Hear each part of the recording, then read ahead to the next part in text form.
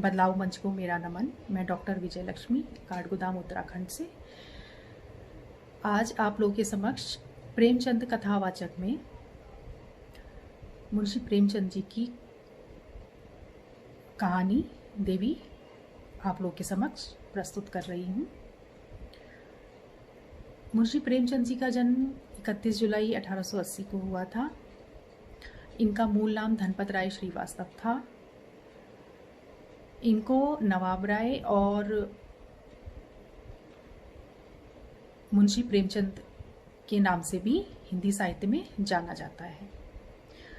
साथ ही ये हिंदी और उर्दू के विख्यात लेखक भी रहे हैं। तो प्रस्तुत है आप लोग के समक्ष मुंशी प्रेमचंद जी की कहानी देवी। रात भीग चुकी थी। मैं बरामदे में खड़ा था। सामने अमीनुद्दौला पार्क नींद में डूबा खड़ा था। सिर्फ एक औरत एक तकियादार बेंच पर बैठी हुई थी। पार्क के बाहर सड़क के किनारे एक फकीर खड़ा राहगीरों को दुआएं दे रहा था। खुदा और रसूल का वास्ता, राम और भगवान का वास्ता, इस अंधे पर रहम करो। सड़क पर मोटरों और सवारियों का तांता बंद हो चुका था। इक्के दुक्के आदमी नजर आ जाते थे। फकीर की आवाज़, जो पहले नकार खाने में तूती की आवाज़ थी, जब खुले मैदानों की बुलंद पुकार हो रही थी। एकाएक वह औरत उठी और इधर उधर चौकन्नी आंखों से देख फकीर के हाथ में कुछ रख दिया और बहुत धीमे से कुछ कहकर एक तरफ चली गई। फकीर के हाथ में कागज का एक टुकड़ा नजर आया जिसे वह बार बार मल रहा था। क्या उस औरत ने यह कागज दिया है? यह क्या रहस्य है? उसको जानने के कौतूहल से अधीर होकर मैं नीचे आया और फकीर के पास जाकर खड़ा हो गया।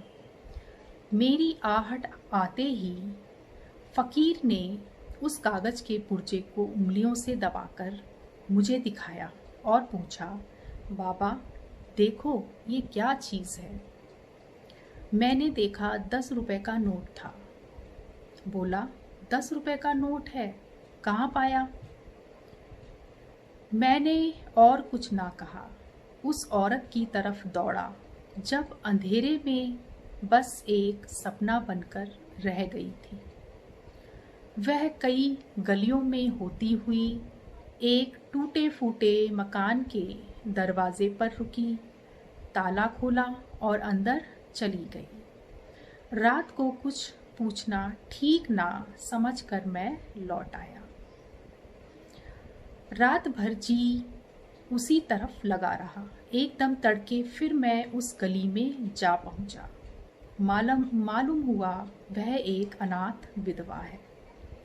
मैंने दरवाजे पर जाकर पुकारा, देवी मैं तुम्हारे दर्शन करने आया हूँ। औरत बाहर निकल गई। गरीबी और बेकसी की जिंदा तस्वीर। मैंने हिचकते हुए कहा, रात आपने फकीर। देवी ने बात काटते हुए कहा, अजी वह क्या बात थी? मुझे वह नोट पड़ा मिल गया था, मेरे किस काम का था? मैंने उस देवी के कदमों पर सिर झुका दिया। धन्यवाद।